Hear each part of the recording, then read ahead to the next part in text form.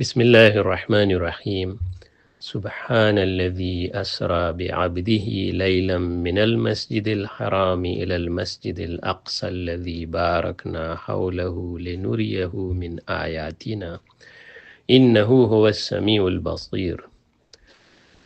وہ ذات پاک ہے جو اپنے بندے محمد صلی اللہ علیہ وسلم کو رات کے وقت مسجد حرام یعنی کعبہ شریف سے مسجد اقصی یعنی بیت المقدس تک، جس کے آس پاس ہم نے برکتیں رکھی ہیں، وہاں لے گیا تاکہ ہم ان کو اپنے کچھ عجائبات قدرت دکھلا دیں۔ وہی اللہ سننے والا دیکھنے والا ہے۔ اسراء اور معراج کے واقعے میں بہت سے عجائبات ہیں۔ اتنی بڑی مسافت اور فاصلے کو اتنے تھوڑے عرصے میں طے کر لینا اور آسمانوں پر جانا، وہاں کے عجائبات کا مشاہدہ کرنا اور انبیاء علیہ السلام سے ملاقات، اور یہ سفر صرف روحانی نہیں تھا بلکہ جسمانی تھا، اور احادیث شریفہ میں اس کی تفصیل آئی ہے۔ اور آپ صلی اللہ علیہ وسلم کے ساتھ جبرائیل علیہ السلام اور میکائیل علیہ السلام ہیں، اور مکہ مکرمہ سے بیت المقدس تک کا سفر براق پر ہوا، اور وہاں سے آسمانوں میں تشریف لے گئے۔ ہر آسمان کے فرشتوں نے حضور صلی اللہ علیہ وسلم کا استقبال کیا، اور ہر آسمان میں انبیاء علیہ السلام سے ملاقات ہوئی۔ پھر ساتوں آسمان سے اوپر تشریف لے گئے، ایک جگہ جہاں قلم کے تقدیر لکھنے کی آواز سنائی دے رہی تھی۔ پھر آپ صلی اللہ علیہ وسلم نے سدرۃ المنتہا کو دیکھا اور بیت المعمور کو بھی دیکھا، اور حضور صلی اللہ علیہ وسلم نے جنت اور دوزخ کا معائنہ فرمایا، اور معراج کے واقعے پر اول 50 نمازیں فرض ہونے کا حکم ملا تھا، پھر کمی کر کے 5 نمازیں کر دی گئیں۔ آپ صلی اللہ علیہ وسلم واپس تشریف لائے اور بیت المقدس میں انبیاء علیہ السلام کے ساتھ نماز عطا فرمائی۔ آپ صلی اللہ علیہ وسلم کی سیرت، قربانیاں، دعوت کا مزاج، سنت، طریقے سیکھیں، قضائے عمری اور تمام معاملات کی صفائی کریں اور دین کی محنت۔ شب معراج کی کوئی خاص دعا مستند حدیث میں نہیں آئی ہے، لیکن کسی خوش نصیب کو سال میں کسی بھی رات تہجد تلاوت کا موقع مل جائے تو اس کے فضائل پر غور کریں۔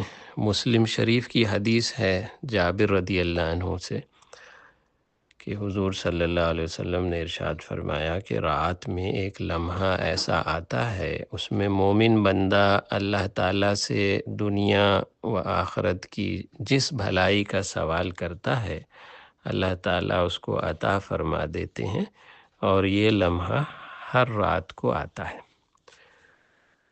اور ابن ماجہ میں ایک روایت ہے جابر رضی اللہ عنہ سے کہ حضرت سلیمان علیہ السلام کی والدہ نے حضرت سلیمان علیہ السلام کو نصیحت کی کہ میرے بیٹے رات کو زیادہ نہ سونا، اس لیے کہ رات کا زیادہ سونا قیامت کے دن انسان کو تنگ دست کر دے گا۔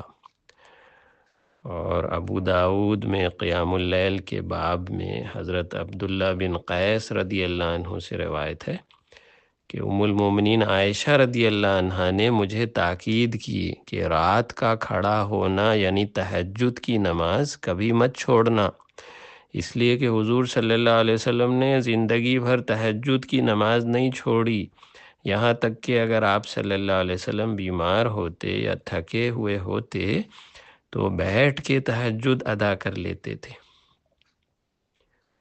اور بخاری شریف کتاب التہجد میں ہے کہ عائشہ رضی اللہ عنہا نے فرمایا کہ حضور صلی اللہ علیہ وسلم رات میں نماز پڑھنے کے لیے اتنا لمبا قیام فرماتے تھے کہ قدم مبارک سوج جاتے تھے۔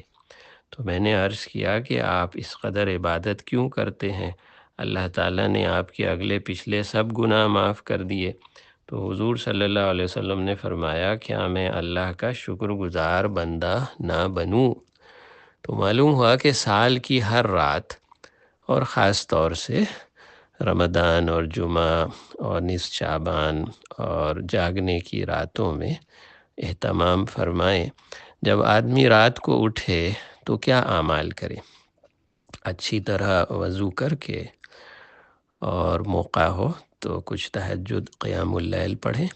اس میں بھی اگر قضائے عمری کی فرض نمازیں زندگی کی کبھی چھوٹ گئی ہیں تو پہلے قضائے عمری کی نمازیں پڑھا کریں، اور نماز کے بعد کچھ تلاوت کا معمول ہو، اور اس کے بعد استغفار، تسبیح، درود شریف، اور پھر ربنا کی دعائیں اور احادیث شریفہ کی دعائیں، مناجات مقبول، حزب الاعظم، دعاؤں کی کتابیں ہیں، حصن الحسین، پھر اپنی زبان میں لمبی لمبی دعائیں، اور اس میں پہلے تو توبہ ہے، زندگی بھر کے غلط کاموں سے، گناہوں سے، کوتاہیوں سے توبہ اور استغفار، اور آئندہ نہ کرنے کا عزم، اور معاشرت میں اور معاملات میں، رہن سہن میں، پردے کے نظام میں، کھانے پینے میں، کمائی میں، جہاں جہاں غلطی ہو رہی ہے، کوئی گناہ اور شک و شبہ کی چیز ہے، اس سے توبہ کرنا، اس کے مسائل اور فتاویٰ پوچھنا،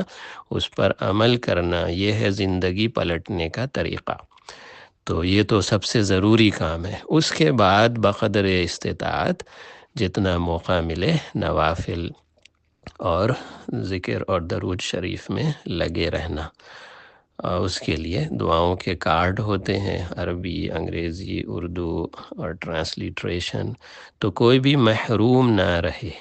اور اصل بات جذبے کی ہے، انسان کے توبہ کے، ندامت کے چند آنسو جو اس دنیا میں آدمی گرائے گا تو اس سے جہنم کی آگ بجھ سکتی ہے، لیکن اگر یہ کام دنیا میں زندگی میں نہیں کیا اور ایسی آخرت میں چلے گئے تو وہاں میدان حشر میں، قیامت میں ہزاروں سال بھی روتا رہے گا، وہاں کچھ کام نہیں آئے گا۔